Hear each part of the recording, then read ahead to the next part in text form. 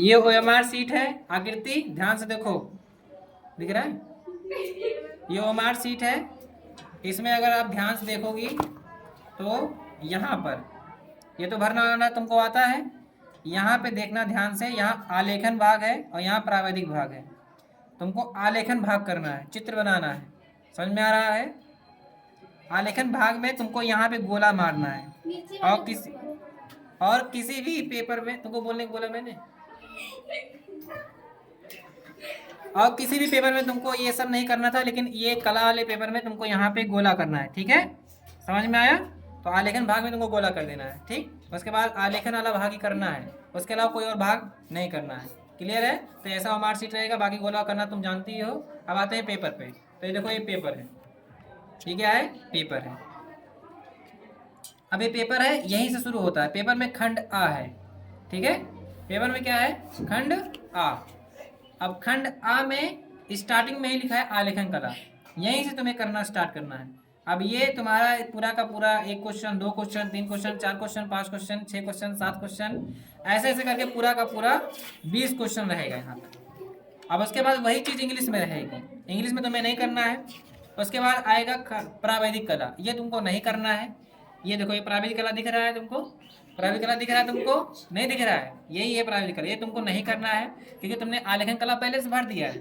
ठीक है, आलेखन कला ही करना है तुमको, प्रावैधिक कला नहीं करना है। समझ में आ रहा है? चलो आगे चलते हैं। तो इसको छोड़ देना है, इसको नहीं करना है। अब आ जाओ तुम खंड बा पर। ये आ गया खंड बा, दिख रहा है खंड बा? ये खंड बा, इसमें क्या करना है? खंड बा में भी तुमको पहला दिख रहा है प्राकृतिक दृश्य। प्राकृतिक दृश्य नहीं करना है तुमको, तुम्हें क्या करना है? आलेखन, क्योंकि तुमने क्या भरा था? आलेखन। समझ में आया? आकृति समझ में आया? हाँ, ठीक है। तो आलेखन करना है। आलेखन में क्या कह रहा है? अपनी ड्राइंग शीट पर, मतलब अपनी पेपर पर 16 × 12 सेंटीमीटर का आयत, मतलब एक आयत बनाना है जिसकी लंबाई 16 सेंटीमीटर और चौड़ाई 12 मीटर। इसका आयत एक बनाना है ऐसे। समझ में आ रहा है कि नहीं आ रहा है? समझ में आ रहा है? अब उसके अंदर क्या बनाना है? एक मौलिक इकाई वाला अलंकारिक आलेखन बनाइए। फर्श के मध्य भाग के लिए कमल के पुष्प, पत्तियों, कलियों से, मतलब कुल मिला के कमल का एक पुष्प बनाना है। उसमें कली होनी चाहिए, पत्ती होनी चाहिए, पुष्प होना चाहिए, और मछली भी थोड़ा छोटा सा एक बना देना। उसके बाद उसको रंग से बढ़िया से भर देना। समझ में आया? तो यही तुमको करना है और इसका 30 नंबर मिलेगा तुमको। अच्छे से बनाना। समझ में आ रहा है? ठीक है, आगे चलते हैं। अब यही आलेखन करना था इसमें। अब आगे आओगे तो आएगा प्रावैधिक कला। क्या आएगा?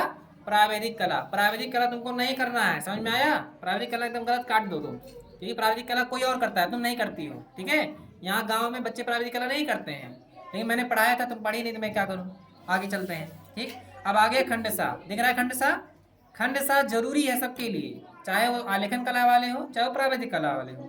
अब इसमें क्या है? इसमें 2 भाग हैं। पहले भाग में लिखा है दोनों भागों को चित्रित कीजिए, मतलब दोनों भाग जरूरी है करना। निम्नलिखित में से किसी एक का बनाना। अब देखो, इसमें से 3 दिया है, एक 2 केले दिए हैं, पपीता दिया है, आम पत्तियों सहित दिया है। तो इसमें आपको एक बनाना है, चाहे 2 केले बना लो, चाहे पपीता बना लो, चाहे आम पत्तियों सहित बना लो। अब यहाँ मैंने रोज पपीता बनवाया, तुम आई ही नहीं एक भी दिन।